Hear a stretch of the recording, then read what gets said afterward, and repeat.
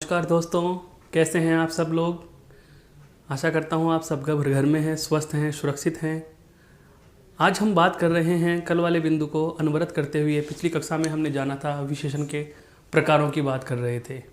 विशेषण के जो प्रकार हैं, सबसे पहला जो कल एक प्रश्न उठता है हमारे जहन में कि 4 माने या 5 माने, तो यह संदेह मैंने आपका दूर कर दिया। अब हम बात करेंगे जो 3 प्रकार हम पढ़ चुके, उनके आगे आता है चौथा जो प्रकार था विशेषण का। तो ध्यान दीजिए, विशेषण के चौथे प्रकार पर हम प्रकाश डालने वाले हैं। सबसे पहले मैं नाम लिख रहा हूँ संकेतवाचक या सार्वनामिक विशेषण। संकेतवाचक या सार्वनामिक विशेषण बहुत महत्वपूर्ण है, ये ध्यान रखना। अब तक जो हमने विशेषण के प्रकार पढ़े वो डायरेक्टली हमें सीधे सीधे ही संकेत देते थे कि कहना क्या चाह रहे हैं, उसका प्रकार क्या होगा। जैसे गुणवाचक विशेषण में हमने देखा कि गुण, दोष, रंग, रूप, आकार, स्थिति आदि का हमें पता चला, दशा का पता चला। संख्यावाचक का मतलब संख्या बता रहे हैं। और परिमाणवाचक में हमने जाना कि परिमाण या मात्रा का बोध करा रहे हैं। ठीक इसी प्रकार यहाँ संकेतवाचक है। देखो, इस शब्द से हल्का सा तो हमें जो बिंदु का है वो भाव समझ में आ रहा है कि ये किसका क्या करते हैं, संकेत करते हैं। क्या करते हैं? संकेत करते हैं। लेकिन आगे एक नया नाम और जुड़ा हुआ मिल रहा है, सार्वनामिक। सर्वनाम प्लस इक, मूल शब्द है इसमें क्या, सर्वनाम, और जुड़ा हुआ कौन सा प्रत्यय है, इक। और इक प्रत्यय होता है संबंध बोधक प्रत्यय। कौन सा होता है? संबंध बोधक प्रत्यय, अर्थात संबंध बताने वाला प्रत्यय। बहुत अच्छे से समझो इन चीज़ों को। जैसे धर्म शब्द में इक जोड़ते हैं, धार्मिक बनता है। अर्थ की बात करें तो हम कह सकते हैं धर्म का। राजनीतिक का मतलब क्या हुआ? राजनीति का। साहित्यिक का मतलब क्या होता है? साहित्य का। पौराणिक का मतलब क्या होता है? पुराणों का। सार्वनामिक का मतलब क्या होता है? सर्वनाम का। समझ में आया? इक प्रत्यय जहां भी जुड़ेगा वह अर्थ देता है का, के या की। का, के, की। संबंध सूचक कारक विभक्तियां जो होती है उनका अर्थ देने के लिए हम इक प्रत्यय का प्रयोग करते हैं। अब यहां से देखो, सर्वनाम का विशेषण सार्वनामिक विशेषण होता है या संकेतवाचक विशेषण होता है। शब्द को समझ लोगे तो आधे से अधिक इस प्रकार का जो भाव है वह समझ में आ जाएगा। कहने का मतलब यह है कि यह विशेषण सर्वनाम से बना है। इतनी सी बात समझ लीजिए। सर्वनाम शब्द को विशेषण बनाया गया है। कैसे बनाते हैं? सर्वनाम में परिवर्तन नहीं करते, बल्कि उसको ऐसी स्थितियों में प्रयुक्त कर लिया जाता है कि वह सर्वनाम का नहीं बल्कि विशेषण की तरह व्यवहार करने लग जाता है।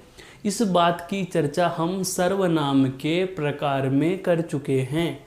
आपको याद आ रहा होगा वह ऐतिहासिक पल जिस समय मैंने आपको बताया था कि यह, वह, ये, वे, वो, ये 5 शब्द 3 जगह प्रयुक्त किए जाते हैं। पहली स्थिति सर्वनाम में पुरुषवाचक सर्वनाम का अन्य पुरुष, दूसरी स्थिति सर्वनाम में निश्चयवाचक सर्वनाम, और तीसरी स्थिति दोस्तों संकेतवाचक या सार्वनामिक विशेषण। 3 उदाहरण लिखूंगा, सारी स्थिति क्लियर हो जाएगी। परिभाषा की चर्चा बाद में करेंगे, पहले भाव समझ लीजिए।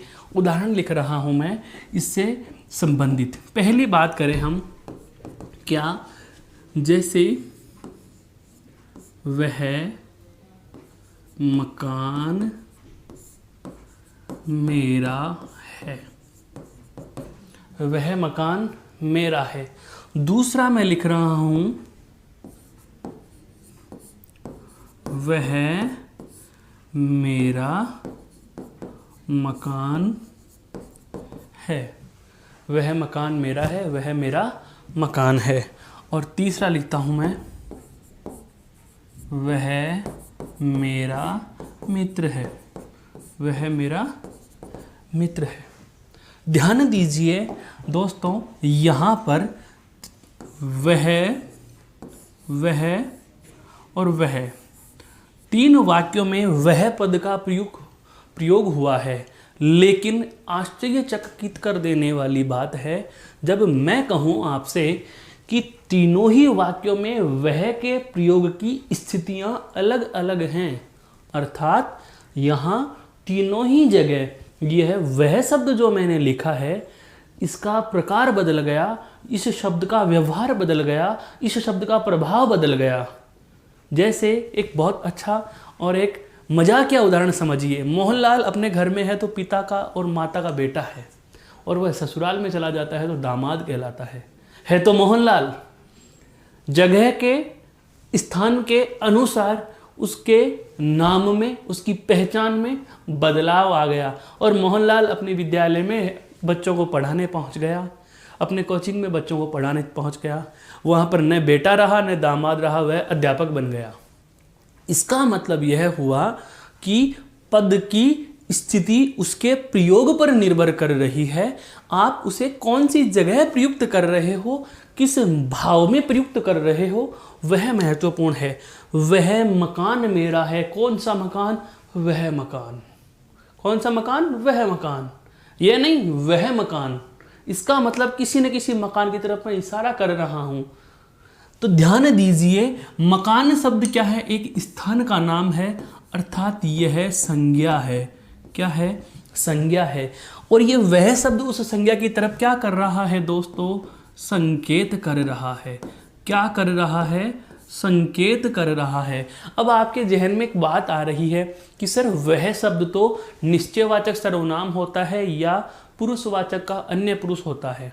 तो दोनों स्थितियां वो समझो। पहले मैंने पूर्व की कक्षाओं में जब सर्वनाम की अंतिम सारणी पढ़ी थी, उस समय भी आपको एक बात बताई थी कि वह शब्द का प्रयोग यदि किसी प्राणी के नाम के स्थान पर हो, जैसे मैंने लिखा राकेश मेरा मित्र है, लेकिन राकेश शब्द मैंने इस वाक्य में नहीं लिखा। मैंने राकेश अर्थात व्यक्तिवाचक संज्ञा के स्थान पर वह शब्द लिख दिया। तो यदि यह, वह, ये, वे, वो, यह, वह, ये, वे और वो, इन पांचों में से किसी भी पद का प्रयोग किसी प्राणी के नाम के स्थान पर हो रहा है, तो ऐसी स्थिति में आप यहाँ पर पुरुषवाचक का अन्य पुरुष मान लेंगे। यह बात हम पूर्व की कक्षा में बहुत अच्छे से समझ चुके हैं। यह तो समझ में आया, प्रत्यक्षमण हुआ, बिल्कुल याददाश्त ताजा हो गई। अब आगे बढ़ो। वह मेरा मित्र है, प्राणी के नाम के स्थान पर हमने प्रयोग कर लिया। मित्र का पता चल गया कि यहाँ पर प्राणी के नाम के स्थान पर हो रहा है पुरुषवाचक सर्वनाम और पुरुषवाचक का अन्य पुरुष। अब बात आती है वह मेरा मकान है और वह मकान मेरा है। इन दोनों पंक्तियों का यहाँ पर तो पुरुषवाचक का अन्य पुरुष है, यह तथ्य तो आप समझ ही चुके। जो आपको संकेतवाचक या सार्वनामिक विशेषण में और निश्चयवाचक सर्वनाम में जो अंतर करना है दोस्तों, वह महत्व की चीज है, क्योंकि स्थिति यहां पर भ्रम की उत्पन्न होगी। इन दोनों पंक्तियों का मतलब एक है। भगवान श्री कृष्ण गाय चराकर वापस आ रहे हैं और राधा को कहते हैं, ओ राधा, ये हमारी गायें हैं। बहुत अच्छे से समझो दोस्तों, ये हमारी गायें हैं, ये हमारी गायें हैं। राधा ने बात सुनी और पुनः दोहराई, अच्छा ये गायें हमारी हैं, ये गायें हमारी हैं। दोस्तों दोनों पंक्तियों का मतलब एक है। क्या? ये गायें हैं वो राधा कृष्ण की हैं, गायें हैं वो राधा कृष्ण की हैं। लेकिन यहां पर भी आप देख पा रहे हैं ये दोनों वाक्यों में समान पद है, लेकिन व्यवहार अलग अलग है। ये व्यवहार अलग क्या है? यही बात जानने की, सीखने की, समझने की है। ये हमारी गायें हैं, हमारी रा रे री अर्थात सर्वनाम शब्द है। क्या है ये? सर्वनाम शब्द है। समझ पा रहे हैं अच्छे से? ये गायें पशु का नाम है, ये संज्ञा शब्द है। बहुत ही सामान्य सी बात है, यहां तक कोई दिक्कत नहीं। अब सुनो, यदि मैं दो तथ्य बोल रहा हूं वो सुनना।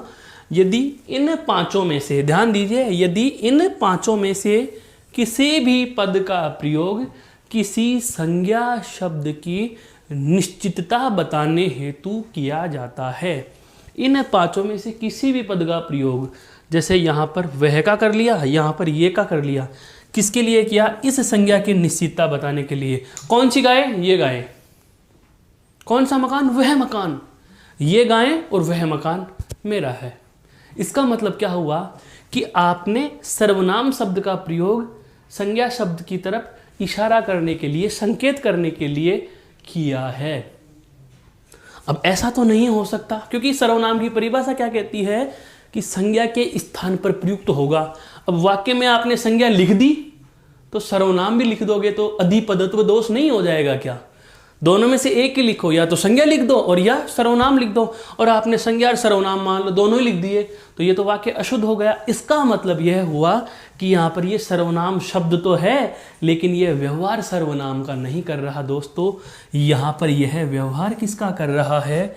यह व्यवहार किसका कर रहा है? विशेषण का व्यवहार कर रहा है। अर्थात हम इस सर्वनाम शब्द को क्या मानेंगे? विशेषण मान लेंगे। अब सही है हमारी लाइन की, एक विशेषण है और एक संज्ञा है। बिल्कुल, विशेषण के बाद में संज्ञा या सर्वनाम लिखी जा सकती हैं, संज्ञा लिखी हुई है। तो मतलब समझिए कि यदि यह, वह, ये, वे, वो, इन पांचों शब्दों का प्रयोग किसी संज्ञा शब्द के साथ उनकी और संकेत करने के लिए प्रयुक्त कर लिया जाए, तो ये पांचों के पांचों शब्द ही उनकी तरफ संकेत करते हैं। इसलिए तो इनको क्या कहा? संकेतवाचक कहा। क्या कहा? संकेतवाचक कहा। दूसरी महत्वपूर्ण बात, ये मूल रूप से कौन से शब्द हैं दोस्तों? सर्वनाम शब्द हैं। तो ये सर्वनाम शब्द से बने होने के कारण ही क्या कहलाएंगे? सार्वनामिक कहलाएंगे। कहने का मतलब, यदि किसी सर्वनाम शब्द को संज्ञा शब्द से, यदि किसी सर्वनाम शब्द को संज्ञा शब्द से ठीक पहले उसकी ओर संकेत करने हेतु प्रयुक्त कर लिया जाए, तो ऐसी स्थिति में वह सर्वनाम नहीं बल्कि विशेषण कहलाता है, और ये इसकी तरफ संकेत कर रहा है, इसलिए इसका नाम संकेतवाचक विशेषण होता है। तथा यह सर्वनाम शब्द से बना होने के कारण इसे सार्वनामिक कहा जाता है। शायद ये बात बहुत अच्छे से समझ में आ गई। अब आगे और समझ लीजिए, एक तथ्य और बचा हुआ है, वह मेरा मकान है। यहाँ पर यह सर्वनाम और यह भी सर्वनाम है, तो सर्वनाम का यह अलग प्रकार और यह अलग प्रकार। यहाँ पर देखो, ये हमारी गायें हैं, ये सर्वनाम और हमारी शब्द भी सर्वनाम। इसका मतलब यह हुआ कि जब संज्ञा शब्द के ठीक पूर्व में सर्वनाम शब्द का प्रयोग उसकी तरफ संकेत करने के लिए कर लिया जाए, तो ये सर्वनाम विशेषण बन जाता है, और ऐसी स्थिति में इसे संकेतवाचक या सार्वनामिक विशेषण कहा जाता है। यह समझ में आ चुकी होगी। मॉरल ऑफ द स्टोरी, पूरे बात का, वृतांत का भाव या सार रूप में हम कहें तो ऐसा कोई भी सर्वनाम शब्द जो विशेषण की तरह प्रयुक्त होकर संज्ञा तरफ की या संज्ञा शब्द की तरफ संकेत करता है, उसे संकेतवाचक विशेषण कहा जाता है, और वह मूल रूप में सर्वनाम से बना होने के कारण उसे सार्वनामिक विशेषण कहते हैं। समझ में आ गई दोस्तों? तो इसकी परिभाषा के शब्दों की बात करें तो इसको परिभाषा के शब्दों में बांधना चाहें तो ध्यान देना,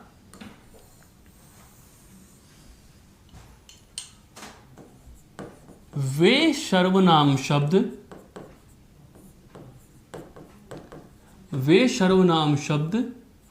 जो विशेषण की तरह प्रयुक्त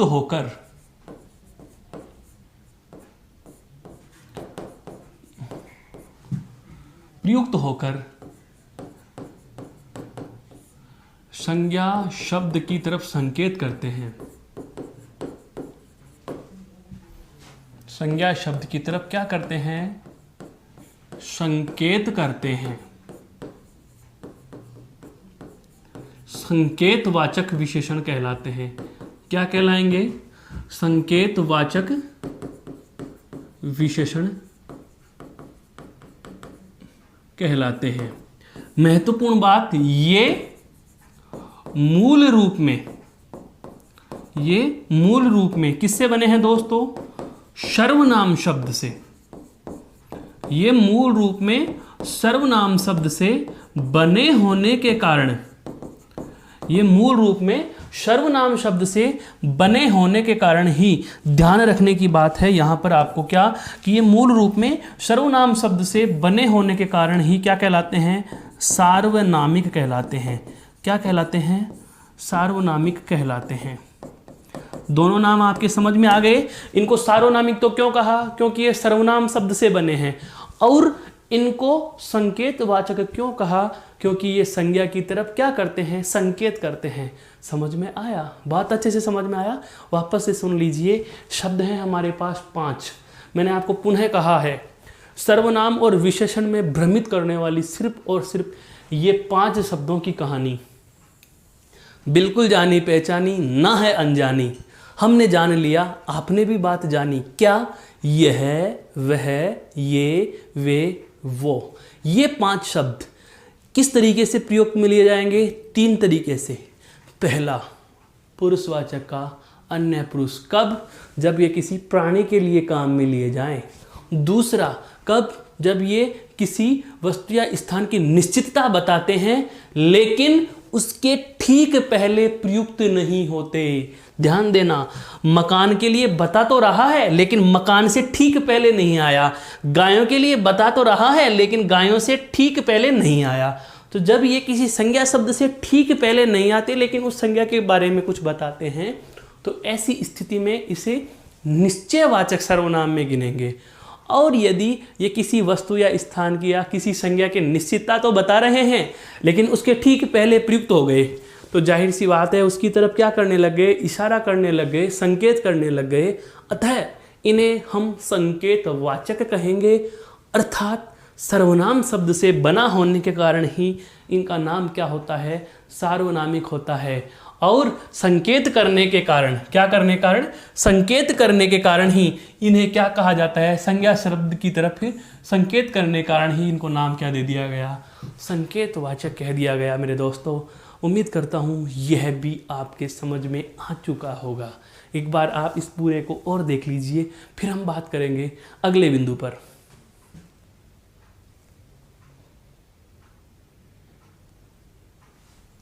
देखो, चौथा प्रकार क्लियर, 4 प्रकार हो गए। अब हम 5वें प्रकार पे चलेंगे। 5वां प्रकार वह है जिसे बहुत सारे पुस्तक लेखकों ने नकार दिया, यह समझकर कि यह तो प्रकार ही नहीं, बल्कि वास्तव में बता रहा हूं सबसे ज़्यादा प्रभावी, सबसे ज़्यादा सरल और परीक्षा के पाठ्यक्रम के अनुसार विशेषणों में सबसे ज़्यादा पूछे जाने वाला बिंदु जिसकी हम चर्चा करने वाले हैं। अब जरा नज़र इधर कीजिए, कौन सा? विशेषण का 5वां प्रकार, और जिसका नाम है व्यक्तिवाचक। चिंता मत करो दोस्तों, यह व्यक्तिवाचक संज्ञा भी होती है। व्यक्तिवाचक क्या होती है? संज्ञा भी होती है। अभी मैं आपको इन दोनों का अंतर भी बता देता हूं, आनंद आने लगेगा। अब व्यक्तिवाचक विशेषण, एक बात आप मुझे बताओ, देखो अपने आप ये बिंदु समझ में आएगा। हम इसकी भूमिका की बात करते हैं, 2 मिनट की सुनो। अगर सर्वनाम शब्द विशेषण बन सकता है तो सवाल मेरा यह है, संज्ञा क्यों नहीं बन सकता? सवाल मैंने ये इसलिए पूछा, पुनः सुनना। सर्वनाम का निर्माण किससे होता है? संज्ञाओं के स्थान पर आता है। हम सर्वनाम की परिभाषा पढ़ते हैं तो सर्वनाम कहाँ लिखे जाते हैं दोस्तों? सर्वनाम स्थान लेते हैं किसका? संज्ञा का। बहुत अच्छे से समझना, बिंदुओं की भूमिका समझो, रटना नहीं है। हिंदी कोई फैक्ट रटने वाली शॉर्ट ट्रिक्स का कोई लॉजिक ही नहीं है यहाँ पर। व्याकरण क्यों बनी, क्या वजह है, कौन से शब्द को किस शब्द का स्थान दिया जाता है, तो ऐसे जोर जबरदस्ती तो है नहीं, कोई तो वजह होगी। उस वजह को जान रहे हैं। संज्ञा के स्थान पर हम कौन सा शब्द लिख सकते हैं? सर्वनाम। उदाहरण के लिए माँ की जगह बेटी ले रही है। अगर बेटी परिवर्तनशील है, इसका मतलब यह गुण माँ में भी हो। यही होगा। आपने तो विज्ञान विषय में पढ़ा भी होगा, आनुवंशिक लक्षणों की वंशानुगति का नियम पढ़ा है। एक पीढ़ी से दूसरी पीढ़ी में लक्षण स्थानांतरित होते जाते हैं। बिल्कुल। तो यहां पर लक्षणों का स्थानांतरण नहीं है, स्थिति का स्थानांतरण है। कहने का मतलब यदि सर्वनाम विशेषण बन सकता है तो संज्ञा तो इससे भी पूर्व की स्थिति है, वो तो जरूर बनेगा। और ध्यान रखना, यदि सर्वनाम से बनने वाले विशेषण को हमने नाम दे दिया सार्वनामिक, तो संज्ञा शब्द से बनने वाले विशेषण क्या कहलाते हैं? व्यक्तिवाचक। सर उदाहरण से समझाओ तब माने। बिल्कुल मानोगे दोस्तों। जैसे मान लीजिए हमने लिख दिया बहुत ही अच्छा नाम जोधपुर, एक स्थान का निश्चित नाम है। संज्ञा कौन सी है? आप तुरंत कह दोगे दृश्य रूप में है, सदैव एक वचन, अर्थात सर व्यक्तिवाचक। कौन सी संज्ञा है? व्यक्तिवाचक। अरे तो दोस्तों एक बात ये सोचो कि अगर आप जोधपुर को व्यक्तिवाचक संज्ञा कह रहे हो, अब मैं इस जोधपुर से ही कह रहा हूँ कि जब भी मैं जोधपुर जाता हूँ वहाँ से साफा लाता हूँ। क्या लेके आता हूँ? साफा। और जैसे ही मैं जोधपुरी साफा लेकर के या पहनकर निकलता हूँ तो मेरे मित्र कहते हैं कि आज कौन सा साफा पहना है? जोधपुर से लाया हुआ जोधपुरी पहना है। समझ में आया दोस्तों? संज्ञा शब्द में मैंने क्या किया?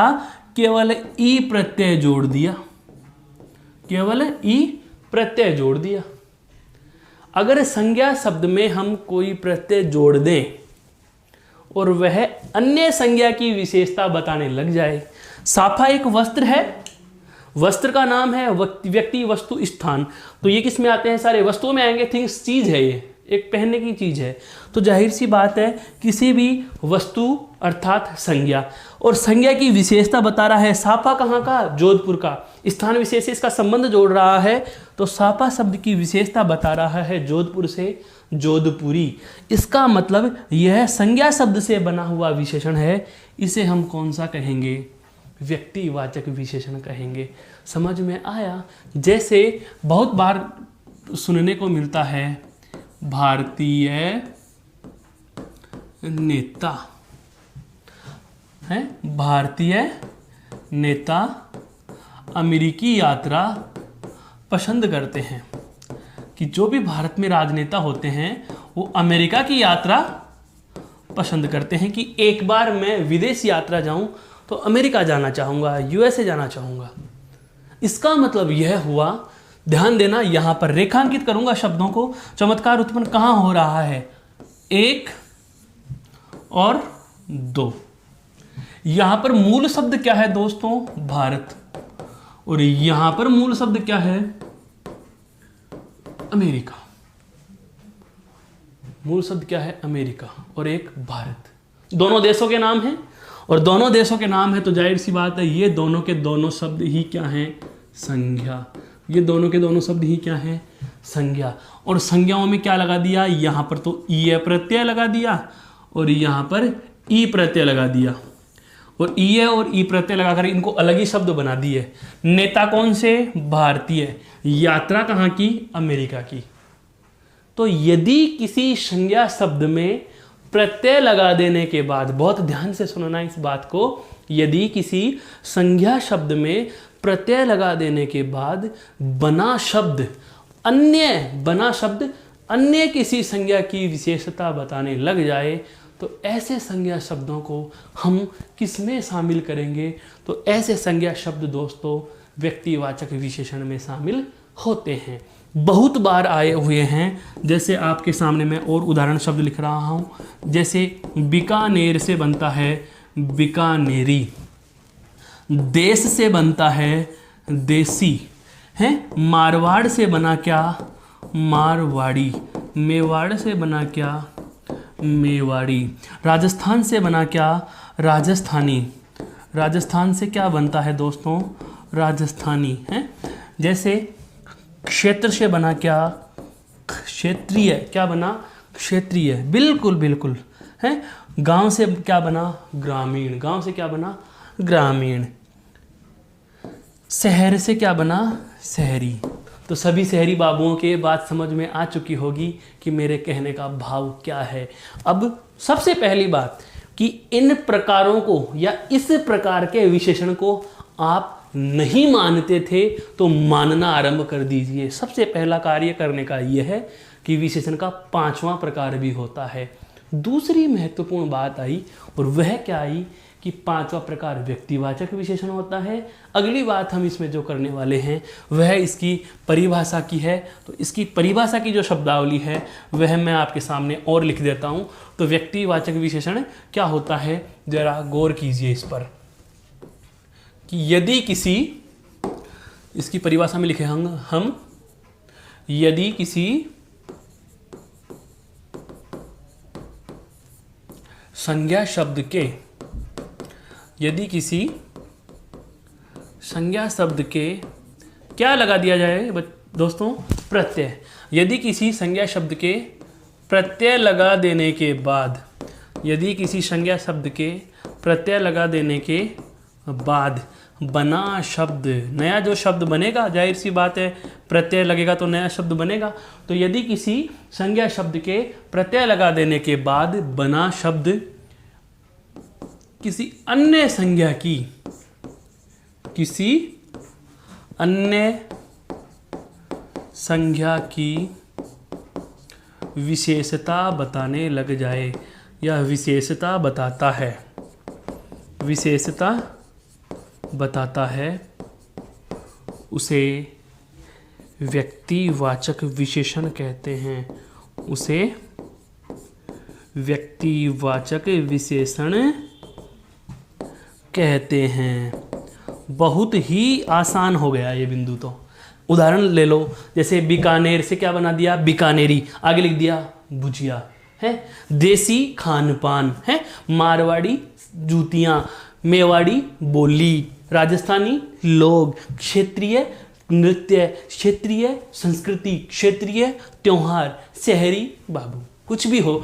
इस प्रकार के जो शब्द बने हैं, संज्ञा शब्दों के प्रत्यय लगा देने के बाद जो नया शब्द बनता है वह किसी अन्य शब्द की विशेषता बताने लग जाता है, तो उस बने हुए शब्द को हम व्यक्तिवाचक विशेषण कहेंगे। तो यह था दोस्तों विशेषण का अंतिम प्रकार। क्या अभी विशेषण बिंदु पूरा नहीं हुआ है, यह मैं बता देता हूं।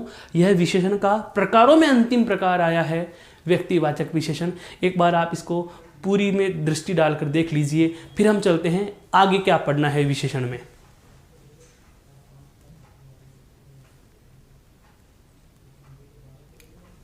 हाँ भाई, तो आपने जाना, बहुत अच्छे से समझा इसको। अब आते हैं इस विशेषण में से और प्रश्न क्या बनते हैं। पहले वो जान लीजिए कि कौन कौन से तथ्य अब तक के महत्वपूर्ण थे। सबसे पहली बात, विशेषण के परिभाषा नहीं बल्कि इसके तत्व हमें पढ़ने हैं, अंग हमें पढ़ने हैं। क्या विशेषक क्या होता है, विशेष्य क्या होता है और प्रविशेषण क्या होता है। इसके बाद इसके प्रकार 5 और कौन कौन से हैं। 5 प्रकारों में एक ध्यान रखना, संख्या और परिमाणवाचक में जो हमने पूर्व की कक्षा में जाना था, निश्चित और अनिश्चित वाला टर्म। उसके बाद यहाँ हमने आज भी जो जाना है वह महत्वपूर्ण कौन सा था, सार्वनामिक या संकेतवाचक। और इसके बाद ये आपके व्यक्तिवाचक।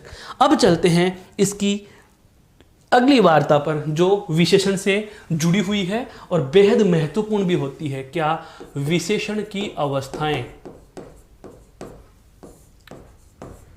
विशेषण की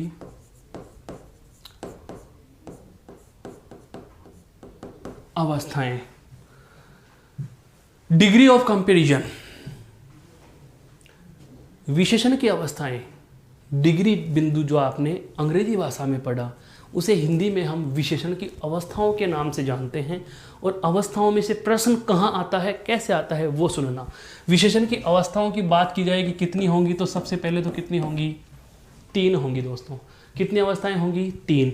कौन कौन सी होती हैं, नाम उल्लेख कर रहा हूँ। सबसे पहली जो अवस्था होती है वह होती है मूल प्लस अवस्था बराबर मूलावस्था। मूल प्लस अवस्था बराबर क्या हो गया, मूल अवस्था। ठीक है। नंबर 2 उत्तरावस्था, उत्तर प्लस अवस्था बराबर उत्तरावस्था। और तीसरी और अंतिम जो महत्वपूर्ण होती है वह होती है आपकी उत्तम प्लस अवस्था बराबर उत्तमावस्था। उत्तम प्लस अवस्था बराबर उत्तमावस्था। विशेषण की जो 3 अवस्थाएं हैं उनके मैंने नामोल्लेख कर दिए हैं, मूल अवस्था, उत्तरावस्था और उत्तम अवस्था। अब इनमें जानेंगे हम कि यह क्या है, होता क्या है। तो सबसे पहले जान लीजिए कि अवस्थाओं में किया क्या जाता है। इधर हम वह चीज़ें जो सहायक हमें समझने की हैं इस पर नज़र कीजिए। अन्य तथ्य की हम बात करेंगे। अन्य तथ्य जो हमें यह बिंदु सीखने में महत्व प्रदान करते हैं, सीखने में सहायता प्रदान करते हैं। अरे सर मज़ा आ गया, बिल्कुल बहुत मज़ा आएगा। आपको समझना नहीं, रटना नहीं, हिंदी को सीखना है। और जब भाषा सीख जाएंगे व्यक्तित्व निखरेगा, और व्यक्तित्व निखर गया तो भविष्य अपने आप ही सुनहरा हो जाएगा। तो दोस्तों हम अन्य तथ्य इससे संबंधित ही जान रहे हैं कि विशेषण की अवस्था क्या होती है। तो ध्यान रखना, अवस्थाओं में हम क्या करते हैं दोस्तों, तुलना करते हैं। विशेषण की जो अवस्थाएं होती हैं उन अवस्थाओं में हम क्या करते हैं, तुलना करते हैं। और तुलना भी किसके मध्य हो जाएगी, जैसे दो संज्ञा या सर्वनामों, या फिर मैं कहूं एक की एक से, या फिर मैं कहूं एक की अनेक से। बस ये 3 चीज समझने की हैं आपकी। राम अच्छा है, मैंने किसी और से उसका जिक्र नहीं किया, केवल मेरी नज़र में राम अच्छा है। यहां पर किसी की तुलना किसी से नहीं की जा रही। जब एक संज्ञा या सर्वनाम की किसी अन्य संज्ञा या सर्वनाम से कोई तुलना नहीं की जाती, वहां पर विशेषण मूल रूप में होता है, अर्थात वह विशेषण की मूल अवस्था होती है। समझ में आ रहे हैं तथ्य? साथ के साथ हम इनको लिखते भी चलते हैं। क्या, जैसे मूल अवस्था में क्या होगा, एक संज्ञा या सर्वनाम की, एक संज्ञा या सर्वनाम की किसी अन्य से कोई तुलना नहीं, किसी अन्य से कोई तुलना नहीं। एक संज्ञा या सर्वनाम की किसी अन्य से कोई तुलना नहीं, वहां पर कौन सी अवस्था होगी, मूल अवस्था। जैसे मैंने कहा राम अच्छा है, देखो इसमें विशेषण शब्द क्या है, मूल रूप में। विशेषण शब्द क्या है, मूल रूप में। तो ये लिख सकता हूं ना मैं कि विशेषण शब्द मूल रूप में होता है। विशेषण शब्द कैसे होता है दोस्तों, मूल रूप में होता है। विशेषण शब्द मूल रूप में होता है। इसके साथ कोई उपसर्ग, कोई प्रत्यय, किसी प्रकार के अन्य शब्दों का प्रयोग करना ही नहीं। राम अच्छा है, गीता होशियार है, मोहन ईमानदार है, राजेश बेईमान है, केवल अकेला है। लेकिन यदि दूसरी अवस्था, दो में तुलना, राम श्याम से अच्छा है, राम श्याम से अच्छा है, अच्छा के साथ में मैंने क्या जोड़ दिया, से। इसका मतलब किससे, श्याम से। तुलना कितनों की होगी, 2 की। अर्थात जब एक संज्ञा या सर्वनाम की तुलना किसी अन्य एक संज्ञा या सर्वनाम से की जाती है तो वहां पर दूसरी अवस्था, अर्थात 2 लोगों में आपसी तुलना की जाती है, तो वहां पर कौन सी अवस्था होगी, उत्तरावस्था होगी। तो हम ये कह सकते हैं कि एक संज्ञा या सर्वनाम की तुलना अन्य किसी एक से, अन्य किसी एक से, किसी एक से का मतलब क्या हो गया, एक संज्ञा या सर्वनाम से लिख सकते हैं इसको, किसी एक संज्ञा या सर्वनाम से। जब एक संज्ञा या सर्वनाम की तुलना किसी अन्य एक संज्ञा और सर्वनाम से की जाए तो वहां पर कौन सी होगी, उत्तरावस्था, अर्थात के बाद की अवस्था। उत्तम, उत्तर और मूल, अर्थात यहां पर विशेषण शब्द अपने मूल रूप में नहीं होगा। मूल रूप में तो कहां होगा, मूल अवस्था में। जैसे मैं कहूं क्या राम श्याम से अच्छा है, श्याम से अच्छा है, राम कैसा है, श्याम से अच्छा है, राम श्याम से अच्छा है। इसका मतलब तुलना कितनों में हो गई, 2 में। तो विशेषण शब्द भी मूल रूप में नहीं है। विशेषण शब्द के पहले क्या जुड़ा हुआ है, से। तो यहां पर मैं ये कह सकता हूं कि से प्लस विशेषण, से प्लस विशेषण। और इसको प्लस नहीं लिखेंगे, प्लस में तो आप ये सोच बैठोगे कि क्या पता जोड़ के लिखा जाता होगा। तो विशेषण के बाद में क्या जोड़ा जाएगा, विशेषण से पहले क्या जोड़ लेंगे, से, या फिर विशेषण के साथ में क्या जोड़ा जाता है, तर। और ये तर क्या है भाई, प्रत्यय। तर क्या है यहाँ पर, प्रत्यय। दोनों चीजें समझो। यदि विशेषण शब्द से पहले या तो क्या लिख दो, से, या फिर क्या जोड़ दो, तर। जब दोनों स्थितियां आ जाती हैं, बहुत अच्छे से समझना। जैसे मैंने मूल शब्द लिखा लघु, तो या तो मैं क्या लिख सकता हूं, से लघु, या फिर मैं चाहूं तो क्या लिख सकता हूं, लघुत्तर। समझ में आ गया दोस्तों। या तो से लघु अर्थात से छोटा, या फिर लघुत्तर अर्थात से छोटा। कहने का मतलब अच्छा के साथ में अच्छा तर नहीं होता, तो इसके साथ से जोड़ दिया। जैसे उच्च से उच्च या उच्चतर भी लिख सकते हैं। निम्न से निम्न या निम्नतर भी लिख सकते हैं। वृत्त से वृत्त या वृत्तर भी लिख सकते हैं। समझ में आ गई। तो अकेले की तुलना किसी से नहीं, दो में तुलना, तो या तो द्विवचन या बहुवचन। तो अंतिम जो अवस्था होती है उसमें एक की तुलना अनेक से, या एक की तुलना शेष सभी से। तो हम इसकी परिभाषा में क्या लिख देंगे, एक संज्ञा या सर्वनाम की तुलना अन्य सभी संज्ञा या सर्वनामों से। एक संज्ञा या सर्वनाम की तुलना अन्य सभी संज्ञा या सर्वनामों से अगर कर दी जाती है, तो ऐसी स्थिति में अवस्था कौन सी होगी, तो विशेषण की वहां पर उत्तम अवस्था होती है, श्रेष्ठ अवस्था होती है, अंतिम अवस्था होती है। आपने अंग्रेजी में भी देखा होगा कि मूल अवस्था में होती है पॉजिटिव डिग्री, दूसरी होती है कंपेरेटिव डिग्री, दो में तुलना की जाती है, ER जोड़ा जाता है, और एक अंतिम होती है सुपरलेटिव डिग्री जिसमें EST जोड़ा जाता है। याद आ रहा है, वही वाली बात, द गुड, बेटर और बेस्ट, EST। वही वाली स्थिति यहां होती है। यहां पर तर प्रत्यय जुड़ता है, यहां तम प्रत्यय जुड़ेगा। उदाहरण समझो, जैसे यहां पर तो केवल राम अच्छा है, यहां राम श्याम से अच्छा है, अर्थात तुलना कितनों में हो गई, दो में। अब मैं कर रहा हूं सबसे तुलना, तो मैं क्या लिखूंगा, राम सबसे अच्छा है। राम किससे अच्छा है भाई, सबसे अच्छा है, राम सबसे अच्छा है। तो जाहिर सी बात है, एक की तुलना अनेक से या एक की तुलना सब से। अब सब में दो भी हो सकते हैं, 2000 भी हो सकते हैं, 2 लाख भी हो सकते हैं। यहां गिनती निश्चित नहीं होगी। एक वचन, द्विवचन और बहुवचन। पहले में अकेला, एक नंबर पे अकेला, कुछ तुलना नहीं। दूसरे में दो में तुलना, तीसरे में सबसे तुलना। तो यहां पर जो विशेषण शब्द हमें वाक्य में मिलेगा वो कैसे मिलेगा कि या तो हमें क्या लिखा हुआ मिलेगा, सबसे के बाद में विशेषण लिखा हुआ मिलेगा, यानी कि विशेषण के से पहले क्या लिखा हुआ मिलेगा हमें, सबसे। विशेषण से पहले क्या लिखा हुआ मिलेगा हमें, सबसे। ये देखो, विशेषण से पहले क्या लिखा हुआ है, सबसे, या फिर क्या जुड़ा होगा, तम प्रत्यय, या फिर क्या जुड़ा होगा, तम प्रत्यय जुड़ागा। और तम प्रत्यय कैसे जुड़ेगा, देखो, से लघु, तो यहां पर क्या लिख देंगे दोस्तों, सबसे लघु। क्या लिख देंगे, सबसे लघु अर्थात लघुत्तम। यह बात आपके समझ में आ चुकी होगी। पुनः समझिए पूरे वृत्तांत को। हमने जो अभी विशेषण के चल रहे बिंदु में लगातार ही जिस बिंदु को हमने कंटिन्यू पढ़ा, वो क्या है, विशेषण की अवस्था।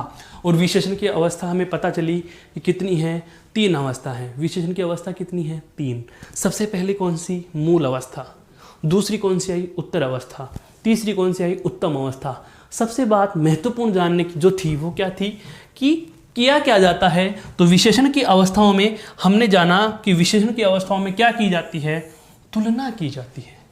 क्या की जाती है भाई, तुलना की जाती है। किस में, 2 संज्ञा सर्वनामों में, या एक की एक से, या एक की सब से, या एक की अनेक से। कहने का मतलब, अब यदि किसी से कोई तुलना नहीं करोगे तो वह मूल रूप हो गया कि जहां पर एक संज्ञा या सर्वनाम की किसी अन्य से कोई तुलना नहीं, अन्य से कोई तुलना नहीं।